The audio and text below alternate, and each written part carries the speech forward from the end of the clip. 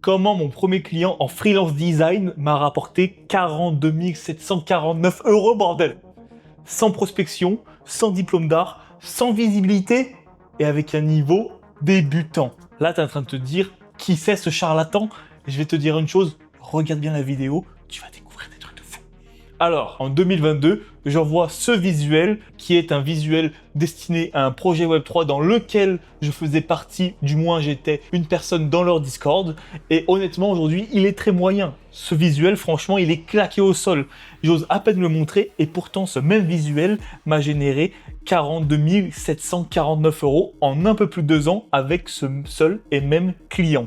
À gauche, tu peux voir la conversation qui explique justement que mon client serait intéressé pour bosser avec moi. Et à droite, tu peux observer les factures que celui-ci m'a envoyées après les missions que j'ai effectuées pour lui. Donc là, tu te poses sûrement la question, mais par où, Cédric, tu as débuté, bordel? Moi aussi, je veux faire pareil. Moi aussi, je veux gagner des thunes. Et ben, c'est très simple. Regarde bien la vidéo jusqu'au bout, parce que je vais répondre à toutes tes questions. Donc, j'ai débuté sur YouTube. Au début, je faisais du développement front-end CSS. Comme tu peux voir, ça, c'est moi à gauche, quand je bossais encore au supermarché pendant le Covid. En parallèle, je faisais des vidéos sur YouTube où je trouvais des interfaces sur Pinterest, sur Behance, peu importe, et je les reproduisais en HTML et CSS pour en faire des vidéos YouTube explicatives. À ce moment-là, j'ai commencé à me créer une petite visibilité. Ce n'est pas arrivé du jour au lendemain, j'ai pas eu 1 million de vues du jour au lendemain, ça a pris plusieurs mois, plusieurs années, j'ai fait quelques vidéos qui ont bien fonctionné et ça m'a permis de trouver quelques missions freelance et quelques clients dans le développement front-end. Mais moi je comprends une chose, c'est que ce qui me passionne, c'est pas le développement en fait. Ce qui me passionne, putain, c'est les putains de visuels, c'est le design en fait. C'est rendre quelque chose qui est moche à beau. Et c'est ça qui m'intéresse, pas le code.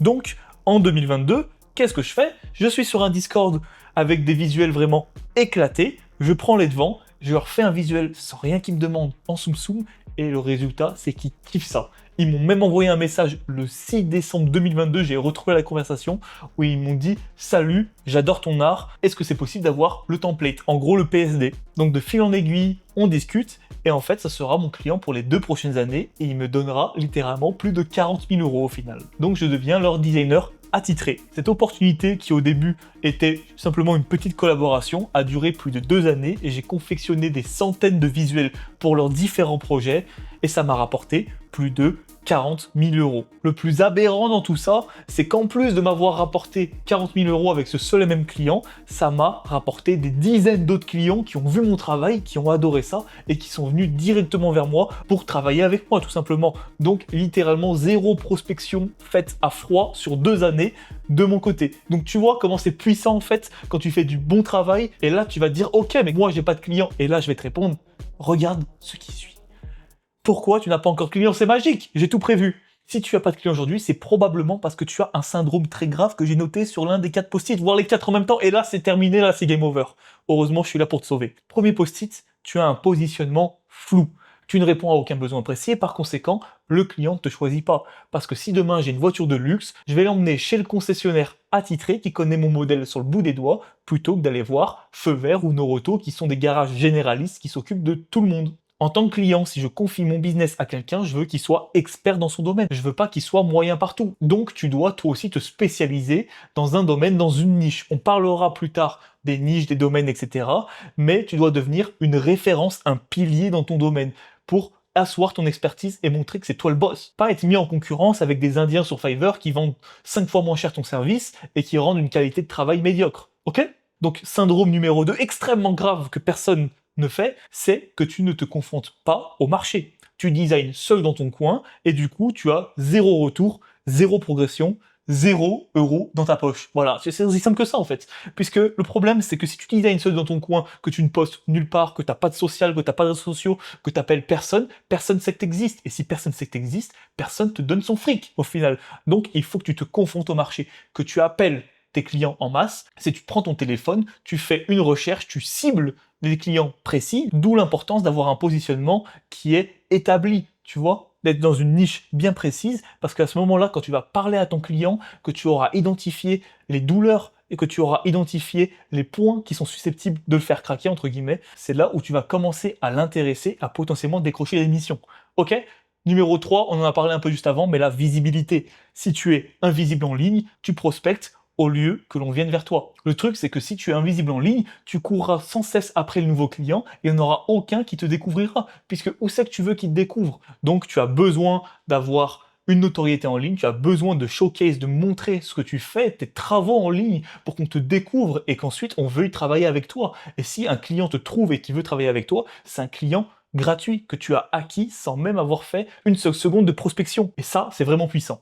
Donc, syndrome numéro 4, il y en a bien plus que ça en vérité, et tu es sûrement atteint de ces syndromes-là, mais on va pas en parler aujourd'hui, c'est tu ne sais pas te vendre. Surtout en design, tu vends c'est beau au lieu du résultat. C'est trop tentant de vendre une belle interface, de dire « Ah mais voilà, moi j'ai travaillé 10 heures sur ce visuel, j'ai fait des générations avec l'IA, etc. pour avoir la meilleure photo. » La réalité, c'est que le client, il voit pas derrière l'intérêt business directement. Il faut pas dire à ton client « c'est beau », il faut dire « c'est fonctionnel ». Ça sert à augmenter tes ventes de X%, ça sert à drainer X% plus de trafic, ça sert à faire en sorte que tes clients restent X% de plus de temps sur ton application, sur ton compte Instagram, qu'ils interagissent plus. En fait, il faut qu'il y ait une utilité business, voire même plus qu'une utilité, une réelle stratégie derrière tes posts, derrière tes missions, derrière ce que tu vas proposer à ton client, puisque lui, c'est ce qui fait tourner son business, c'est les chiffres. Donc voilà, je sais que c'est très tentant en tant que designer de vendre quelque chose de simplement beau, mais il faut un peu plus se creuser la tête, se remuer les méninges, et c'est là où tu vas faire la différence entre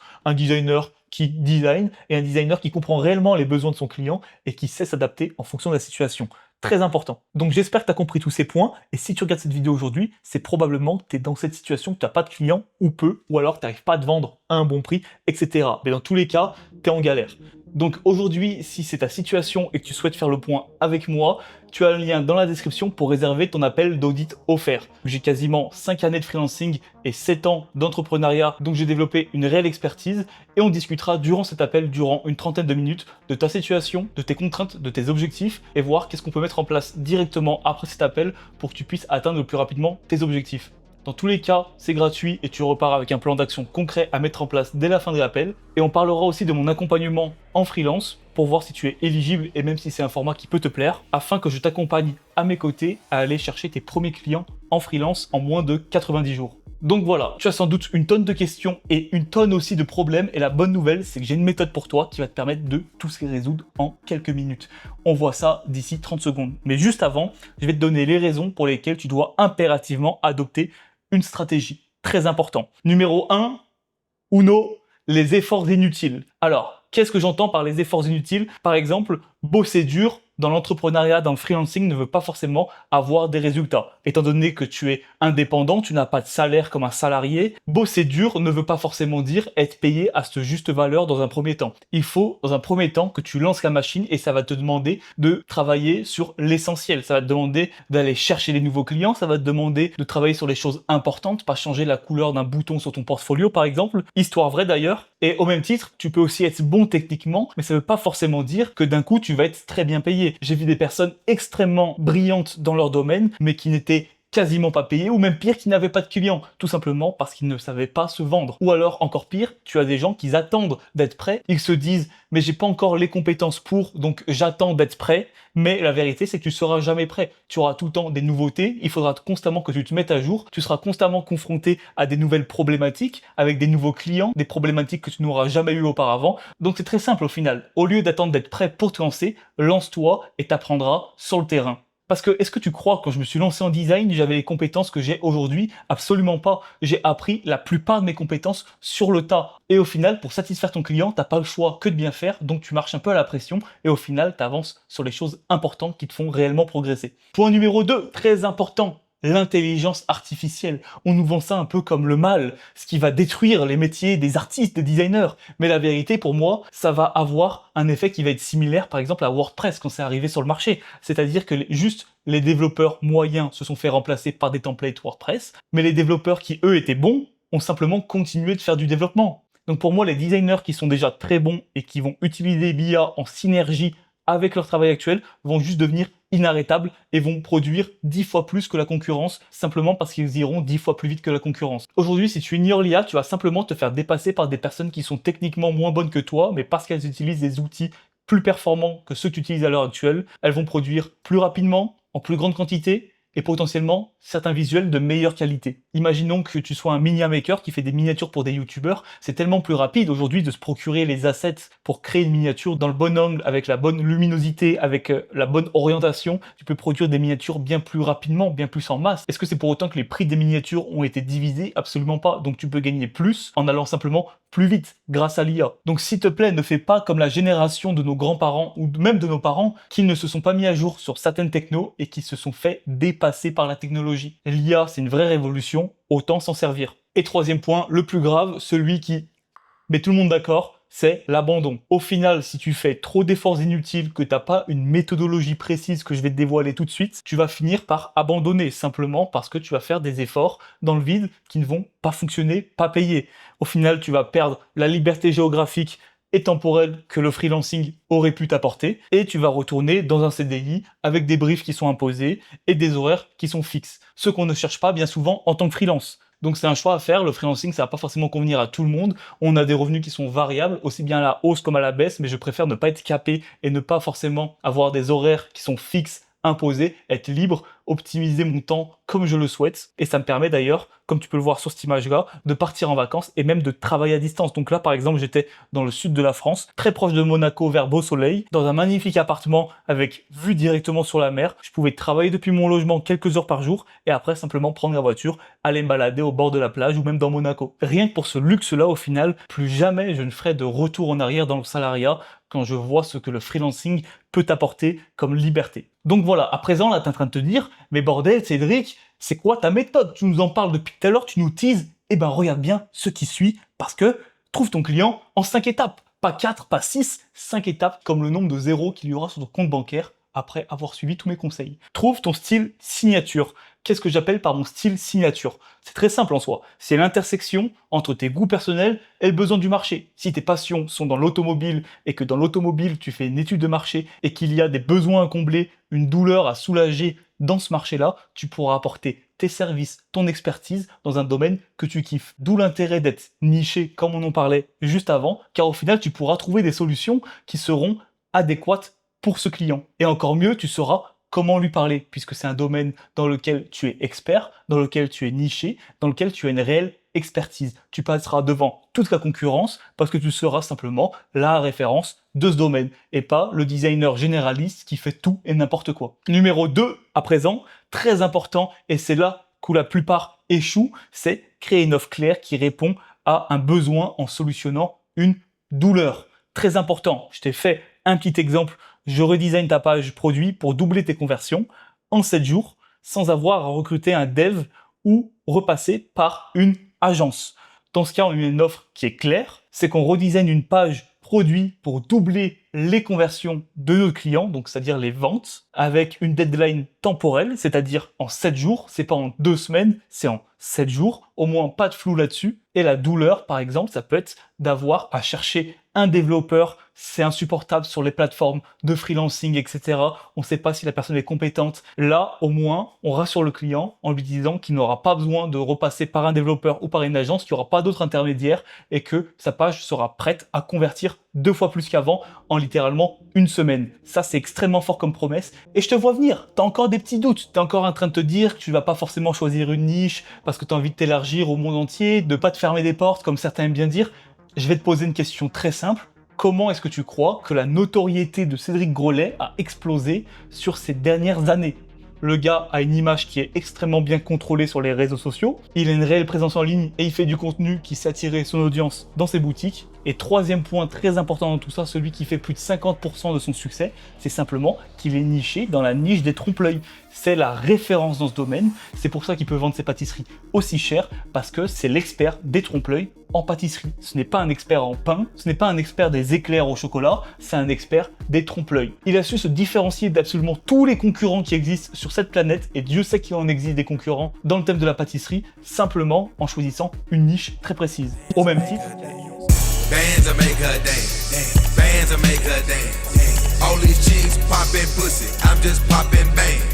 Bands will make her dance. Dans leur secteur. Donc maintenant que tu as trouvé ton style signature, autrement dit ta niche rentable, et que tu as fait cette offre, mon Dieu, fais cette offre, tu vas construire un portfolio ciblé en fonction de là où sont tes clients. Exemple très simple, tu vas comprendre et même comprendre tous les points que je t'ai dit juste avant.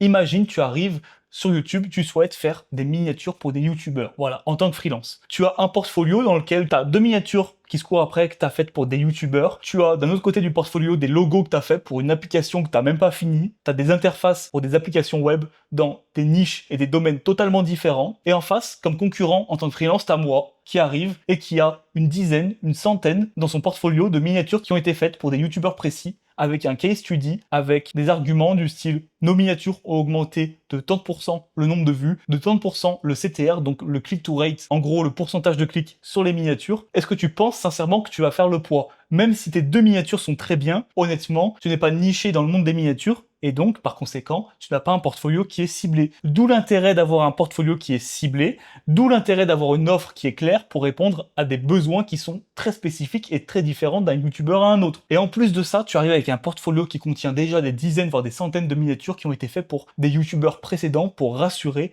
tes prochains clients. Et là, déjà, c'est banger. Mais en plus de ça, comme tu peux voir juste à droite, tu as différents endroits où traînent les personnes que tu veux cibler. Ça peut être sur Discord, ça peut être sur des forums tech, ça peut être sur LinkedIn, ça peut être sur Facebook, ça peut être sur Instagram, ça peut être sur n'importe quelle plateforme. En fait, il faut que tu comprennes réellement où est ton avatar client. En comprenant clairement où se trouve ton avatar client, tu vas faire des posts qui vont être directement ciblé, tu vas lui parler à travers le bon canal de communication. Si jamais tu veux faire des designs ou de la communication pour des boucheries, ça sert à rien d'aller les chercher sur Discord. Elles ne sont pas là-dessus. Donc tu vois là où je veux en venir, c'est très important d'adapter son positionnement et son ciblage en fonction de ses clients. Tu ne vas pas parler de la même manière à des chefs d'entreprise de 50 ans, à des personnes qui lancent des SaaS dès leur vingtaine. Ok, point numéro 4, on a quasiment terminé, et si tu t'arrêtes à là, tu auras 4-0 sur ton compte bancaire, et ça sera tout. Donc à présent, mets en place une stratégie de visibilité court et long terme. Très important. Pourquoi court et long terme? Parce que tu as une stratégie qui va te rapporter des clients rapidement, quasiment instantanément, en quelques jours, en quelques semaines,